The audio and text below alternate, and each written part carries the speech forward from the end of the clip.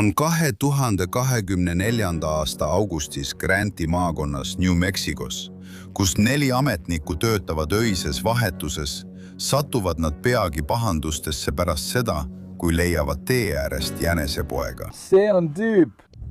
Aga see on armas Janku. Oh jah. Lase mul seda hoida. Lase tal hoida, vend. Lase mul seda hoida. Ära viska seda. Lase tal hoida. Hoia seda. Lase tal seda hoida. Ma pole kunagi hoidnud jänesepoega. Ma ei saa. Lase tal seda hoida. Ei. Ei. Ei, mees. Lase mun see võtta. Ei. Lase tal seda hoida. Sa hakkad seda näppima. Ma ei viska seda. Ma vannun Jumala nimel. Pane oma lapsed peale. Ma ei saa seda teha. Vaatame. Ma lähen. Ma lasen selle minna. Markugu tagasi os. Mis värvi see on? Näeme teid järgmine kord. Anna see mulle. Kui üks Granti maakonna šerifibüroo abisheriff püüab jänest ohust eemal hoida, tõmbab teine välja oma teiseri ja suunab selle otse tema peale, nõudes, et ta looma üle annaks. Anna see mulle kohe praegu. Lase tal seda hoida. Sa tapad selle ära. Ei, ära kurat tapa seda. Ma ei tapa seda. Lihtsalt lase see lahti, Mart. Sa parem ära tapa seda. Ära nimeta mind päevaks.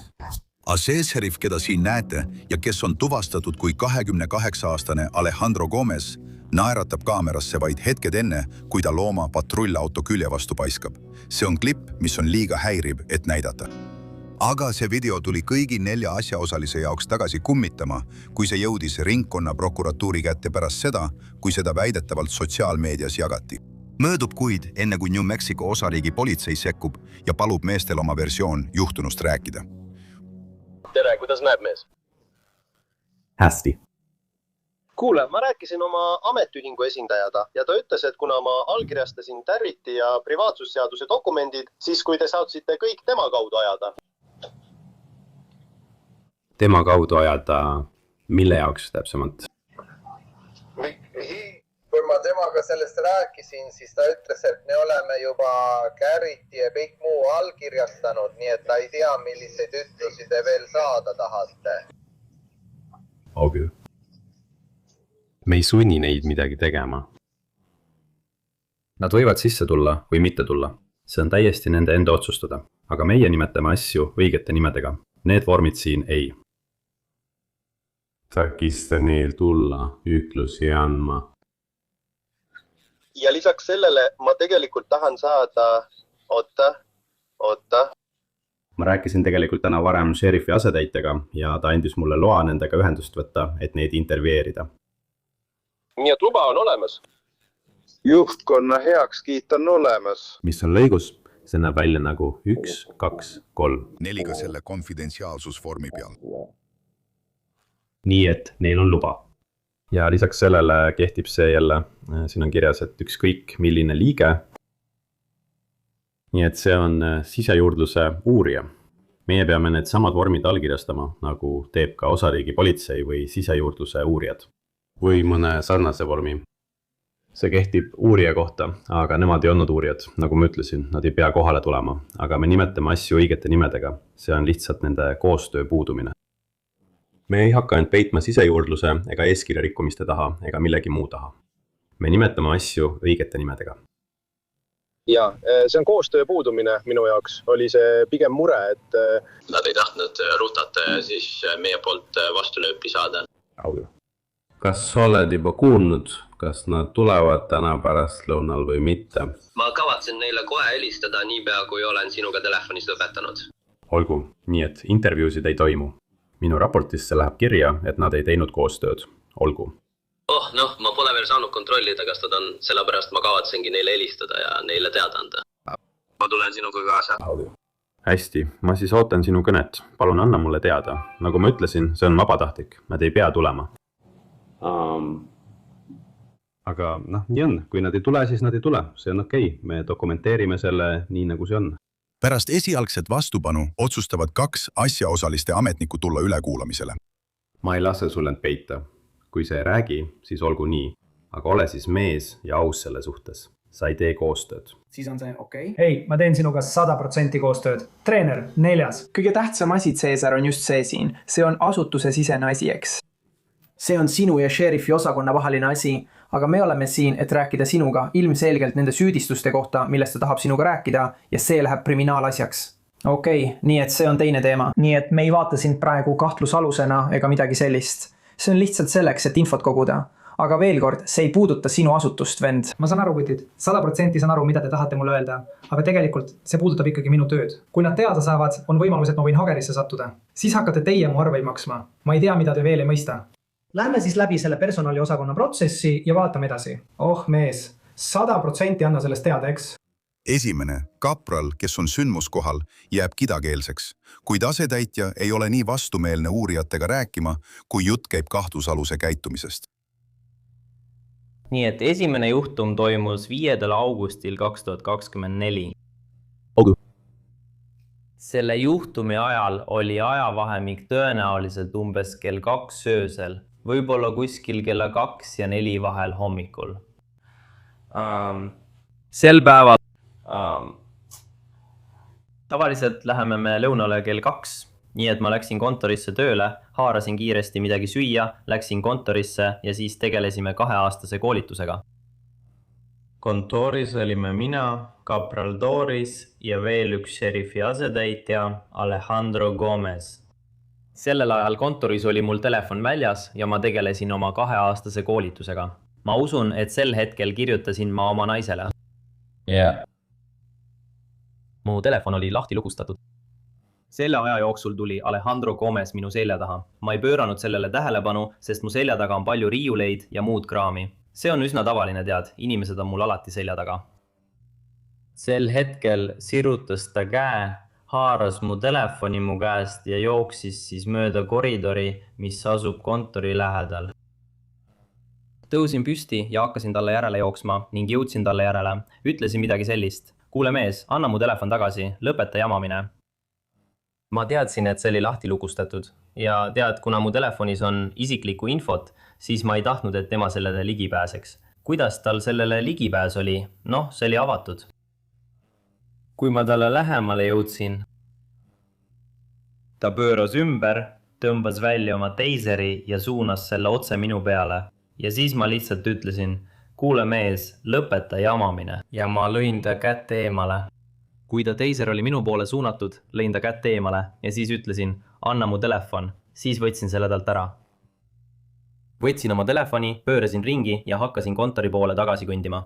Ja ütlesin, mees, sa teed liiga palju nalja. Tead küll, lihtsalt naljatlemine, mis iganes. Ja me kõndisime tagasi kontorisse. Minu kapral istus seal ja ma läksin temaga rääkima. Ütlesin, kuule G, ma arvan, et sain just samal ajal ka väljakutse ja seal oli nagu koera haukumine või midagi sellist. Nii et ma ütlesin, et kuule, ma lähen, tegelen selle väljakutsega. Ja kui ma oma kapraliga rääkisin, Honda võttis oma vesti seljast ja tema teiser asub tal vesti küljes. Tal on nagu vestile kinnitatud kabuur. Nii et sinna ta panebki oma teiseri. Sel hetkel veetsime temaga aega niisama jamades. Võtsin ta vesti üles ja ütlesin, sa polegi ilma vesti ja teiserita nii kõva. Ja siis ta tõmbas relva välja. Ta ütles, aga sellega olen ma boss. Ja ta näitas oma uut teenistusrelva, pani selle otse mu rinnale. Siis ma lihtsalt panin vesti ette, ütlesin, kuule mees, ära tee sellist nalja. Miks sa üldse nii teed? Õnnetusi juhtub. Ja minu kapral ütles samal ajal umbes sama asja. Ta küsis, mis toimub? Miks sa nii tegid? Miks sa relvi niimoodi välja tõmbad?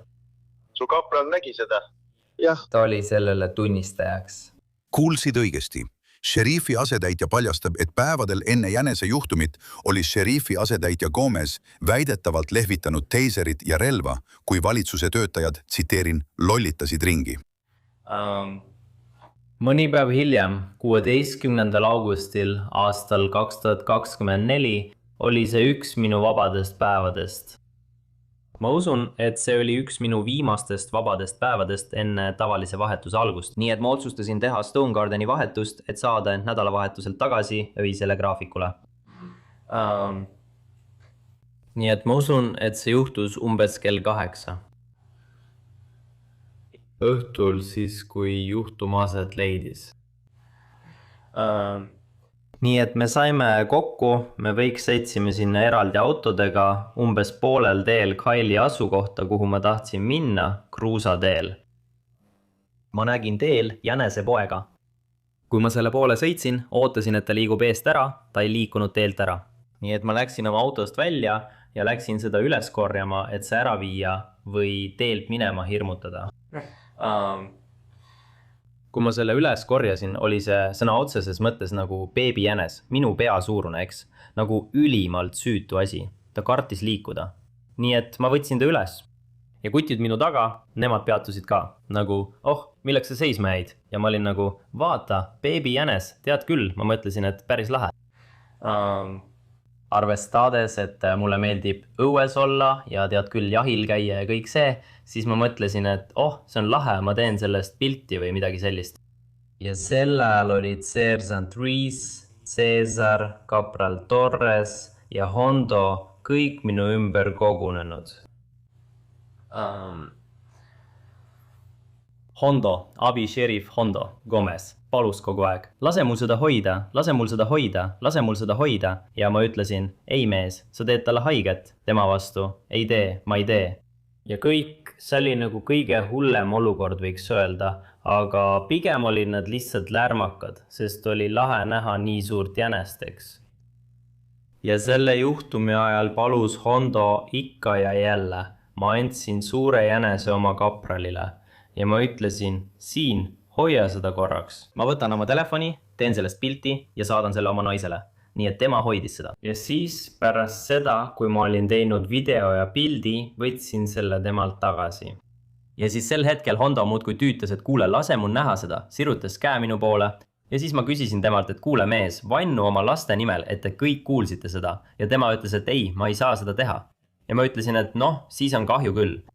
Ja siis ta ikka ütles, et kuule, lase mul näha seda mees. Ja mina ütlesin, et ei vend. Ma küsisin, mis värvis on. Ja siis ütlesin, et see on pruun. Ma ütlesin, et nägid ära, jäta mind rahule. Jäta mind juba rahule. Ja siis ma kavatsesin minema minna. Ma astusin paar sammu tagasi ja kavatsesin jänese maha panna. Aga ma teadsin, et selles seisus, milles jänes oli, jääb ta ilmselt lihtsalt sinna paigale. Ja siis ta kas astub selle peale või haarab selle või teeb midagi muud. Ma juba ootasin halvimat. Aga kui ma kummardusin, et see maha panna, Assesseriff Alejandro Gomez tõmbas minu peale oma teiseri ja ma nägin, et teiseri tuled läksid põlema ja laaser oli otse minu kehal.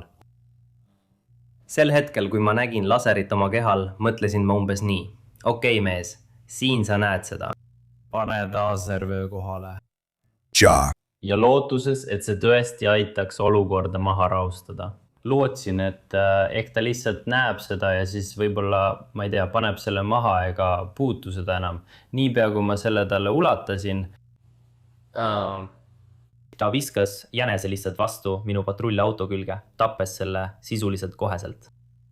Ja selle aja jooksul märkasin, et minu seersant Brandon Reese filmis peaaegu kogu juhtumit.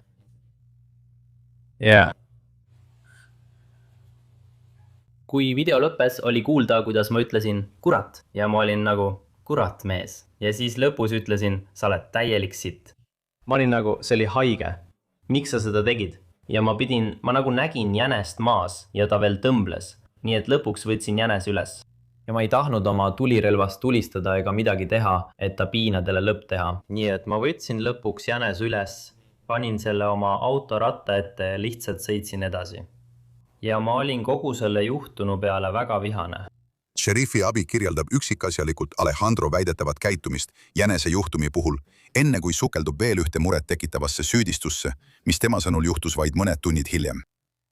Ma võtsin lõpuks oma teenistusrelva kabuurist välja ja suunasin selle. Täiesti vastupidises suunas sellest, kus nemad seisid.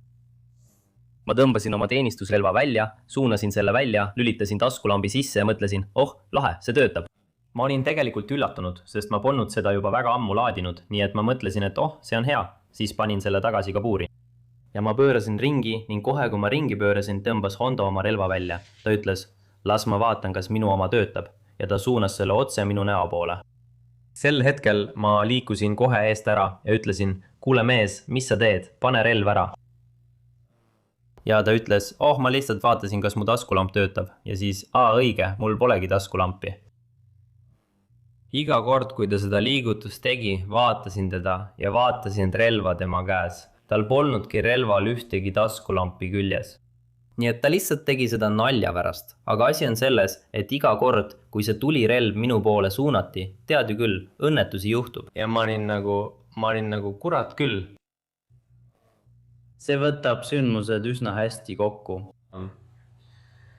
Aga kõige häirivam neist kõigist oli põhimõtteliselt see, et ta tappis süütu jänese. Ja ilmselgelt ma mõtlen, see relvaga mängimine ja selline asi ei ole üldse lahe. Nende juhtumite ajal mõtlesin, et võib-olla tead seersant või keegi oli. Võtnud kasutusele mingid distsiplinaarmeetmed, õige? Sa tead? Ja see oli lihtsalt nagu midagi poleks kunagi juhtunud. Ja ma ootasin paar nädalat enne, kui sain sulle täpselt öelda, millal ma kaebuse esitasin. Nii et sa esitasid ametliku kaebuse? Jah. Jah, see oli siis 23. septembril 2024. Okei, kell 17:54. Siis esitasin ma ametliku kaebuse kapten Galegosele. Meie intervjuu lõpus, mina ja tema, ta lülitas oma salvesti või mis iganes välja. Ta ütles, lihtsalt ütle ei pärast seda videot, mida sa minuga jagasid. Ütles ta, et me ei uurinud seda juhtumit. Me uurime seda, kuidas ta suunas tulirelva sinu peale. Ja ma olin nagu, okei. Ta ütles, ilmselt peame avama veel ühe sisejuurdluse selle põhjal, mida sa mulle täna näitasid. Ja ma olin nagu, jah, see on okei, mis iganes. Ja tema ütles, lihtsalt nii, et sa teaksid, sa osalesid lollitamises. Nii et ma olin nagu... Ma tundsin kuidagi, et see oli nagu mingi hirmutamise värk. Ma ei tea, mis see oli. Aga ma olin lihtsalt nagu, okei, ma olin nagu, tema oli nagu, nii et sa ilmselt rikud reegleid. Ja ma olin nagu... Ja ta ütles seda väljaspool salvestust. Ja kohe pärast seda, kui me selle lõpetasime, jah. Kõik 4 Granti maakonna šerifi büroo töötajad, kes olid juhtumiga seotud, vallandati väidetavalt mõni kuu hiljem, sealhulgas kaebuse esitaja, kes üritas küülikut kahtlusalusest eemal hoida. Kuid nädalat pärast vilepuhujast asetäitja avameelset intervjuud külastavad uurijad šerifi bürood, oodates, et asetäitja Gomes saabuks. See oli vanasti, kui meil polnud kehakaameraid ega mingit jama. Kui ma siin alustasin, pääsesin ma paljude asjadega läbi. Be careful, man. Siin on video salvestatud heli. Be careful, man. Ja see polnud nii intensiivne nagu praegu. Kohtuasjade ja muu sellisega inimesed. Me peame su vastu tegutsema. Tead, me peame nii paljuga tegelema. Kohutavate kaebustega ja selliste asjadega ja... Või... mul on kiiresti raamatut vaja. Sa tead, mida ma mõtlen? Jah. Veendu, et meie poolt oleks kõik korras, see on meie töö, mida peame tegema. Ja loodetavasti teie omalt poolt lahendate selle nii, et mees, mis teha, nii on. Okei. Nii et loodetavasti saab see korda. Ma tahan veenduda, et kõik oleksid turvaliselt, vend. Me tegeleme sellega. Hea, okei, poppi. Ei, ma tean, lihtsalt parem on see välja öelda ja kõik ausalt ära rääkida. Nii on kõigil parem. Okei, meil on kõik korras. Ma olen seda teinud 22 aastateks. Okei, lahe. Väljas ilmub kahtlusalune välja ja satub kiiresti seadusega pahuksisse.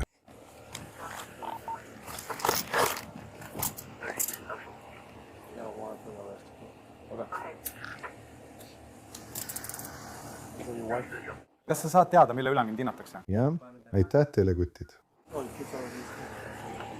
Nii et praegu võetakse ära Gomesi kinni, eks? Ma loen teile tema vahistamismääruse ette.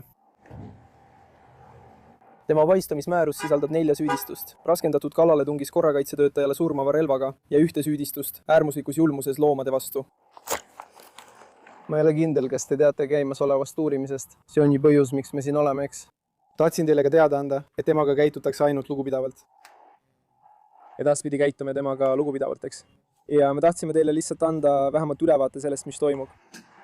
Ta läheb koos osariigi politseinikega. Kas see sobib? Jah. Ma juba ütlesin, et sobib. Kui sa tahtsid selle üle võimu omada. Ma ei tea, kui sa tahad, annan selle lihtsalt sulle tagasi. Mina ei tea sellest midagi, vend. Me lihtsalt andsime talle teada, mis toimub. aga me lihtsalt ütlesime talle, et sinusse suhtutakse lugupidavalt, eks. Kas sa tahaksid tulla rääkima? Ma mõtlen, ta näeb välja, nagu tahaks sinuga rääkida. aga kui ta tahab, siis jah. Okei, ma ei usu. ma ei... kus on ema? Kas kõik on korras?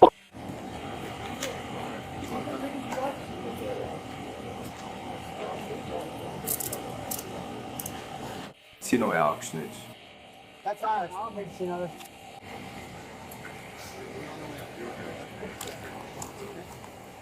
See on korras, ma armastan sind.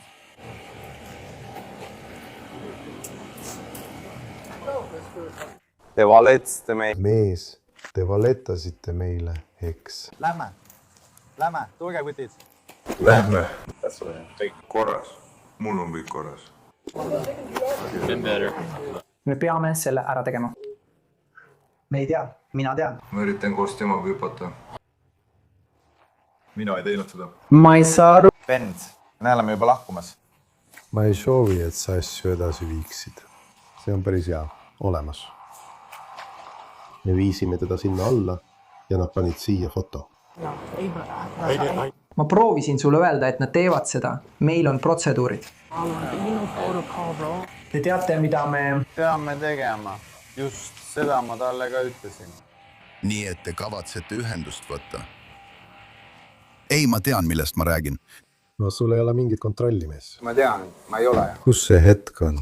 Sellepärast ma lihtsalt tahan veenduda, mees, et meil on kõik korras. Sest see pole midagi, mida me tahaksime teha, vend. On küll, mees. Ma ei tunne end isegi natuke paremini. Teil on nüüd sõna. Jah,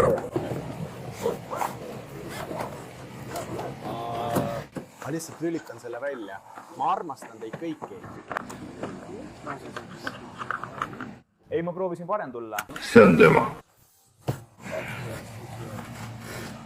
Härra Gomes, kui soovite rääkida, võtke ühendust, eks?